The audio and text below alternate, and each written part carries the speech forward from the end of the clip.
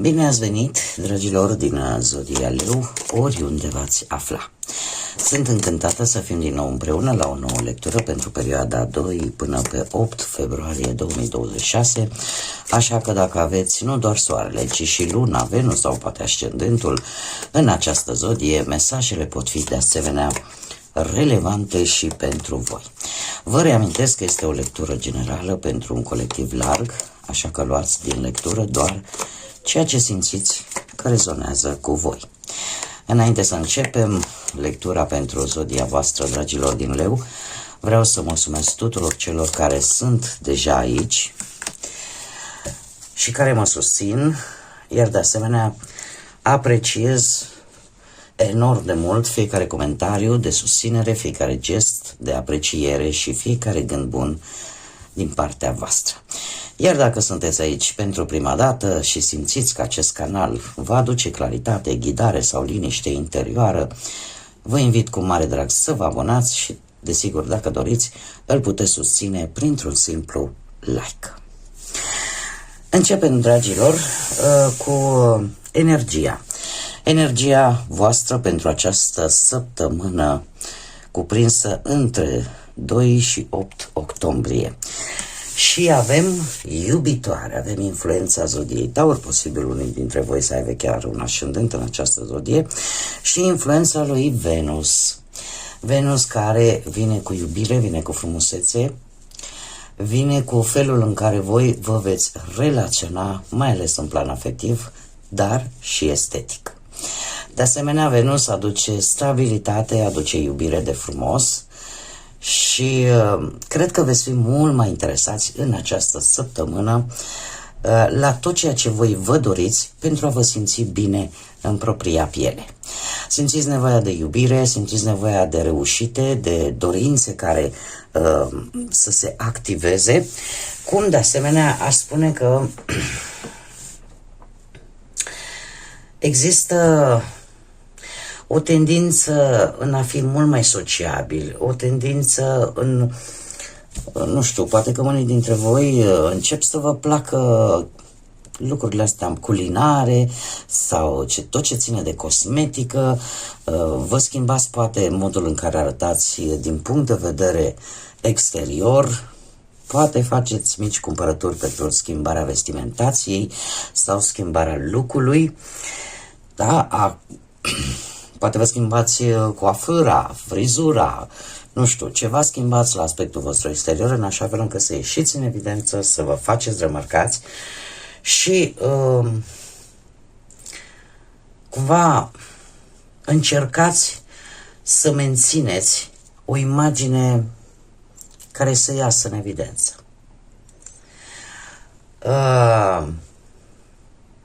Posibil partea de umbră să ne vorbească de acel sentiment de inferioritate.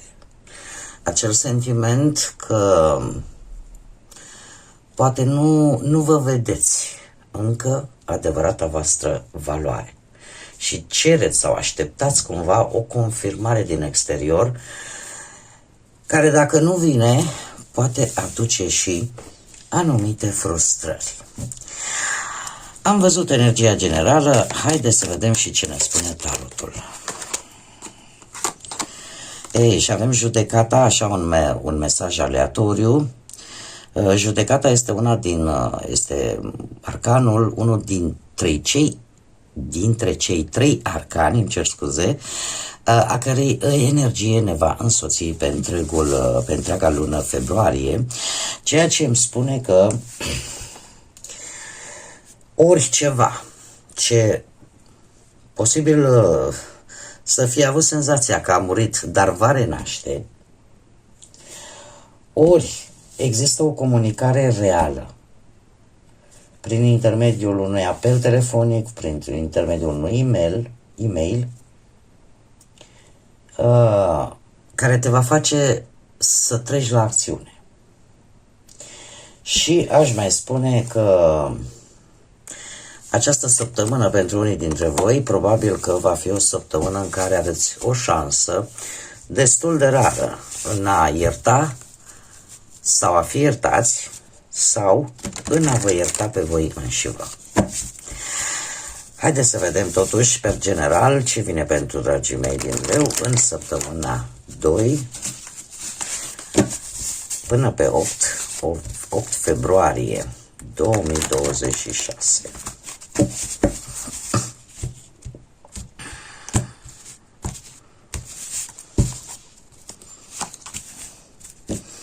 Situația actuală, o regină de monede.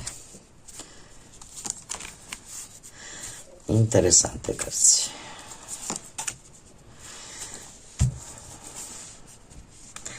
Avem două arcane majore. Avem o situație, dar haideți mai bine să începem cu începutul, pentru că așa mă voi înșira pe tot. Voi lua așa câte puțin din fiecare carte și cel mai bine e să o luăm cu începutul. Avem o regină de monede. Cum am mai spus, e posibil ca unii dintre voi să aveți un ascendent în zodii de pământ. Cum bine am văzut, aici e reprezentată zodia Taur, dar poate să fie vorba și de zodia Fecioară sau Capricorn. Per general, situația voastră actuală probabil că are ceva de văzut cu niște resurse puse bine la păstrare, fără să știe nimeni de ele. Sau ar mai putea vorbi de cineva important pentru voi, ca și apropiere, poate din punct de vedere familial, este cineva care vă poate ajuta, vă poate sprijini într-o situație în mod special legată de bănuți. Putem vorbi de posibile avansări în această săptămână, sau cel puțin speranțele voastre la nivel profesional sunt legate foarte mult de posibile avansări, de un posibil progres la muncă și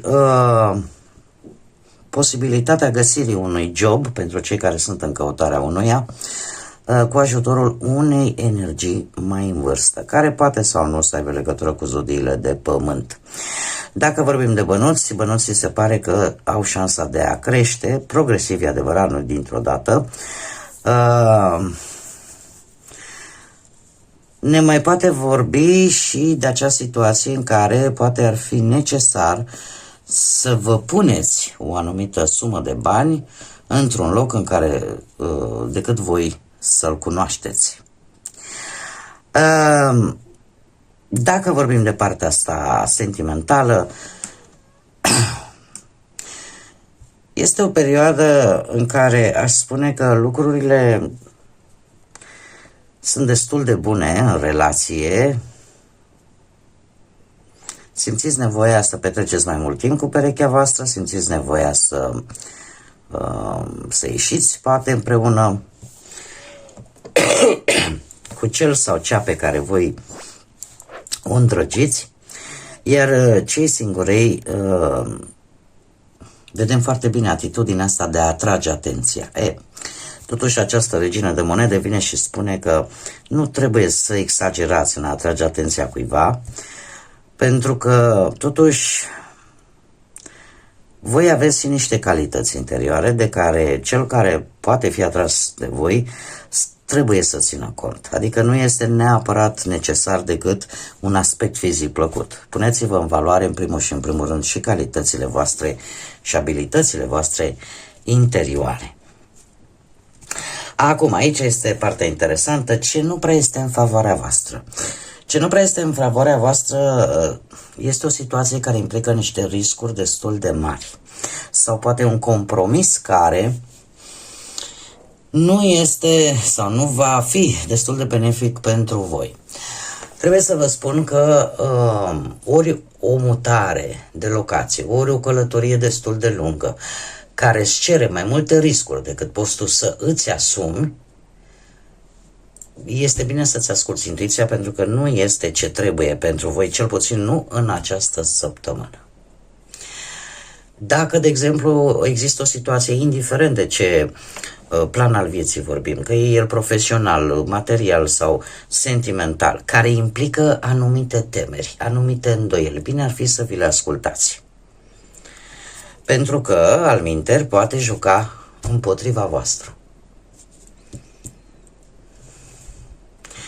E posibil, nu știu, să vă expuneți un plan, un proiect, da, la locul de muncă.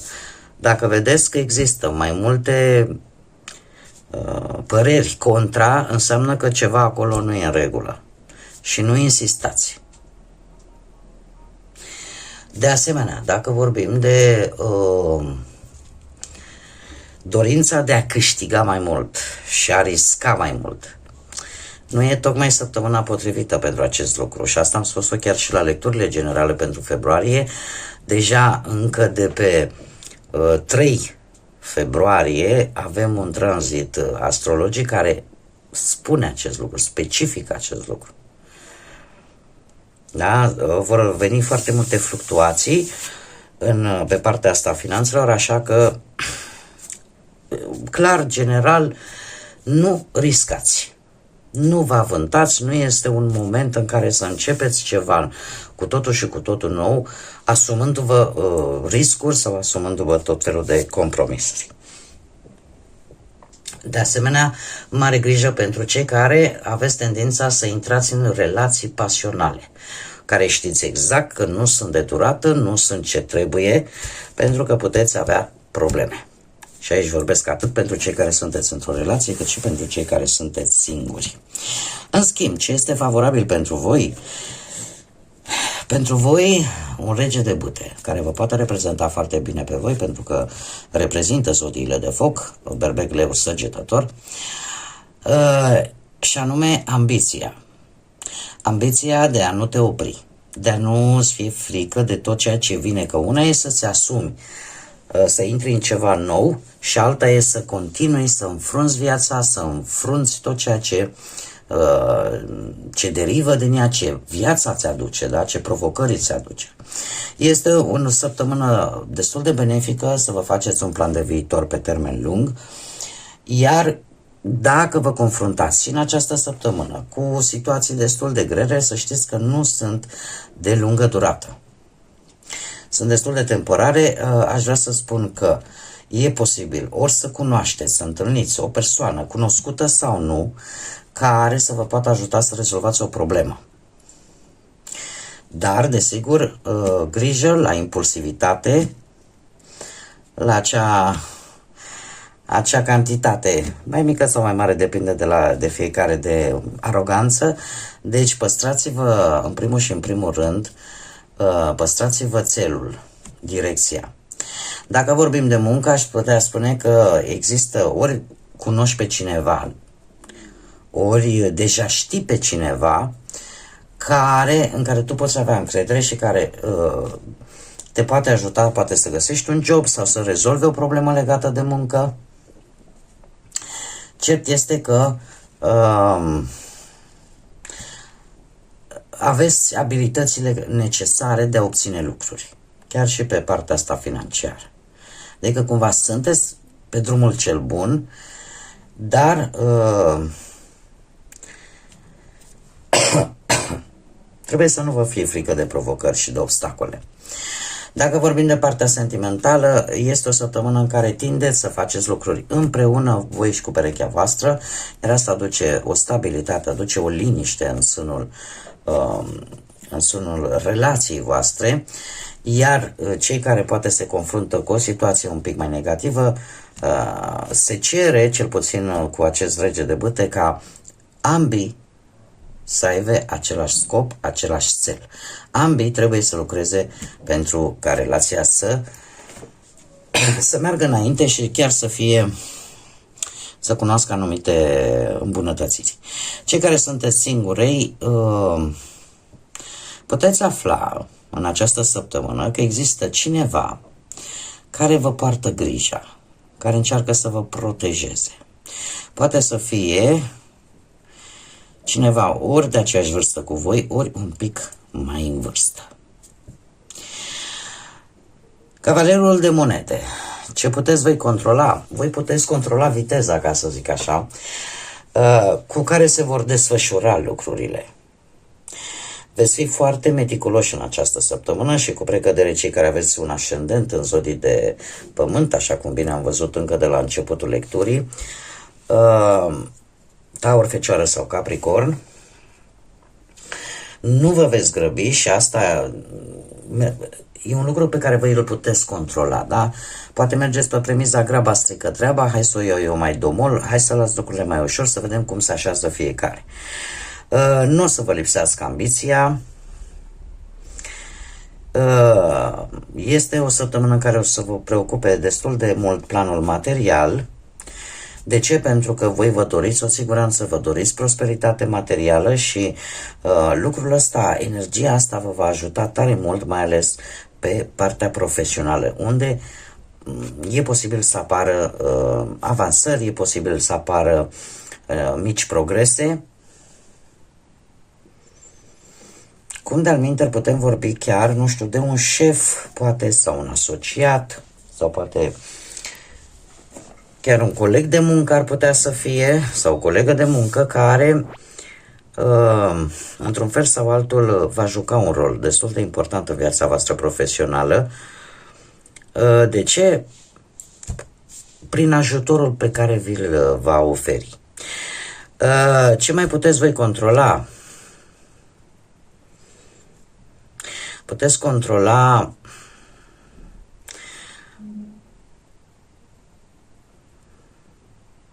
ideea asta de a mișca lucrurile sau de a le stagna. Mai ales când e vorba de muncă. Insist foarte mult pe muncă. De ce?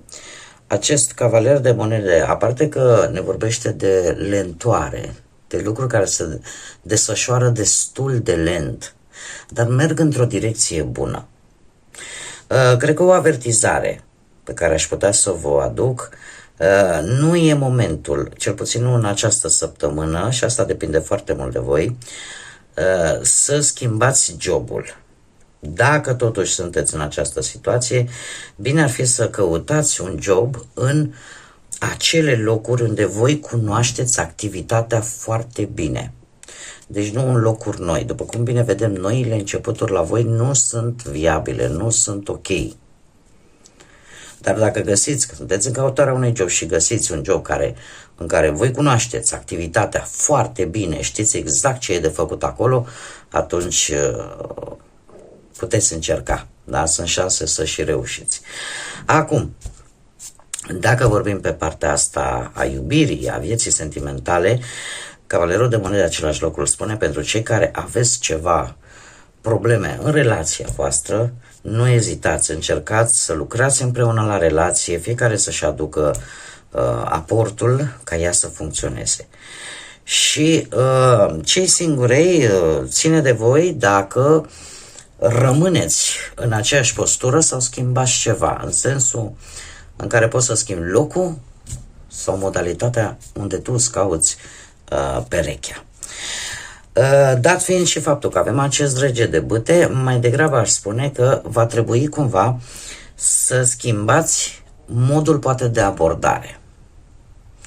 Să dați dovadă poate de mai multă răbdare, mai multă, cum să spun eu, poate mai mult comportament responsabil, dar depinde foarte mult de voi, adică la voi stă controlul asupra acestor lucruri.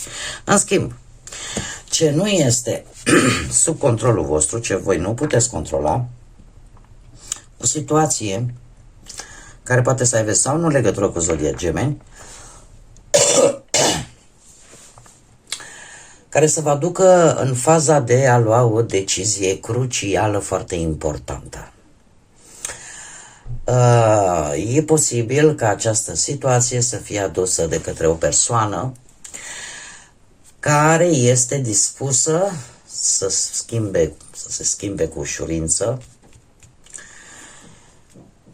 și care, vreți nu vreți, nu depinde de voi oarecum, vă pune în situația de a alege. Vă pune în situația de a decide. O decizie pe care voi veți tinde să o luați foarte mult ținând cont de ceea ce simțiți. Această decizie poate involucra două situații, două oferte, două persoane. Este o situație care urgentează foarte mult o alegere. o alegere. Poate să fie vorba, mai ales pe partea banilor, și de un pic de hazard, de un pic de noroc, care să ducă la această alegere. Haideți să vedem și ce mesaj al pădurii mistice am pentru voi, și am două chiar. Am primul mesaj care spune: ce aștepți? Puneți ție însăți întrebarea: care este cu adevărat dorința ta interioară? În viața ta, ce obiectiv merită să-l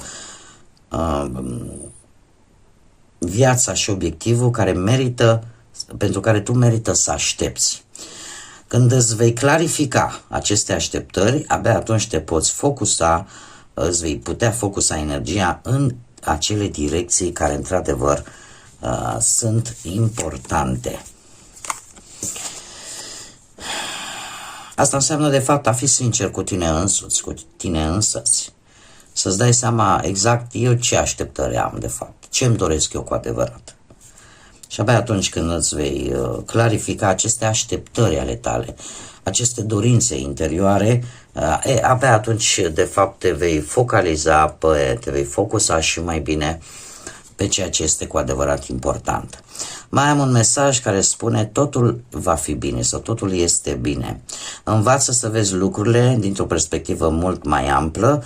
Aceste mici lucruri care te fac să te simți anxios, anxioasă, poate că nu sunt atât de importante precum crezi. Relaxează-ți mintea și ai încredere în capacitatea pe care o ai de a manevra toate acele schimbări care ți apar în viață. Totul este bine pentru că ai puterea de a le îmbunătăți. Așa că, dragilor, nu vă lăsați răpuși de absolut nicio piedică care vă vine în drum, pentru că de multe ori tindem să exagerăm unele întâmplări, unele situații și consumăm foarte multă energie, foarte mult timp, care, după cum bine știți, este destul de prețios și pe care, din păcate, nu îl putem cumpăra. Așa că probabil că situațiile trebuie văzute dintr-o altă perspectivă, văzute un pic mai amănunțit, în așa fel încât voi să vă dați seama că unele lucruri nu sunt atât de importante pe cât par să fie. Bun, dragii mei, aceasta a fost lectura pentru voi, iar dacă energia, mesajele sau modul meu de a face această lectură au rezonat cu voi, eu mă bucur că sunteți aici și dacă nu este așa, atunci nu uitați că fiecare are libertatea de a alege ce fel de conținut își dorește să urmărească. Eu vă mulțumesc tuturor celor care aleg să fie aici alături de mine, vă urez tot binele din lume, multă energie pozitivă, echilibru și pace interioară. Iar până data viitoare, că cu siguranță ne vom reîntâlni la o nouă lectură, desigur, să fiți iubiți, dragilor.